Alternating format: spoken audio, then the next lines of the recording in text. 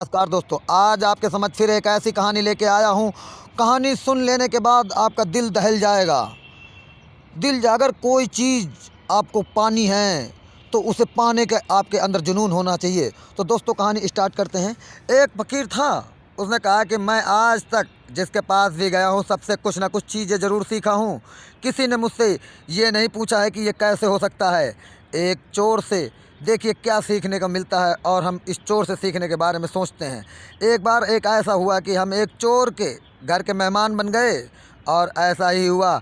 उस चोर ने घर पे हम 1 महीना मेहमान बने रहे। वो रोज़ रात को चोरी करने निकल जाता था और 3-4 बजे रात को वापस आ जाता था। हम उससे पूछते, कहो भाई कुछ हुआ? वो हंस कर कहता, आज तो कुछ नहीं हुआ, शायद कल हो जाए। ऐसे करते करते 1 महीना गुजर गया। वह चोरी नहीं कर पाया।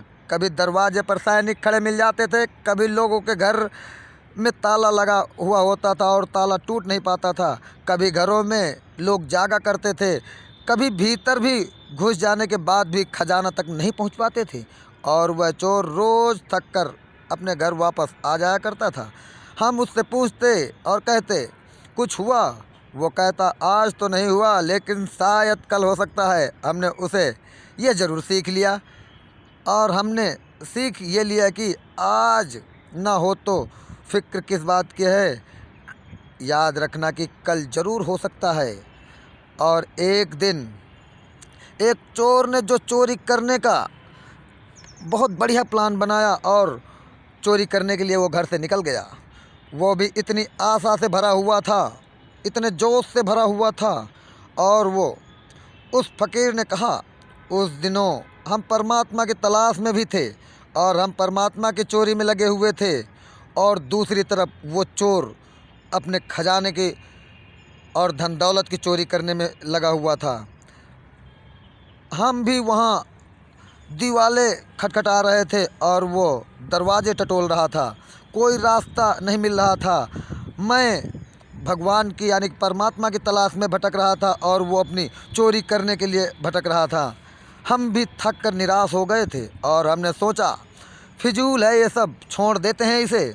लेकिन उस चोर ने हमें बचा लिया, और उसने कहा, आज नहीं हुआ, शायद कल हो जाएगा। और हमने इसको सूत्र बना लिया, और आज नहीं होगा तो शायद कल हो जाएगा। और फिर हम वो दिन भी आ गया, और बात घटित हुई।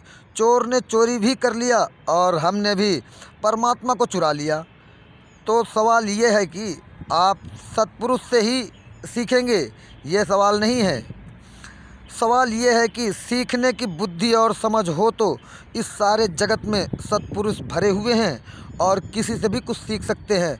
सीखने के लिए छोटे व्यक्ति से भी आप सीख सकते हैं। सीखने के लिए आपके पास दिमाग और बुद्धि होनी चाहिए। सीखने के लिए आप बड़े पैसे वाले व्यक्ति से भी कुछ नहीं सीख सकते हैं। अगर बुद्धि और दिमाग नहीं है तो सीखना है।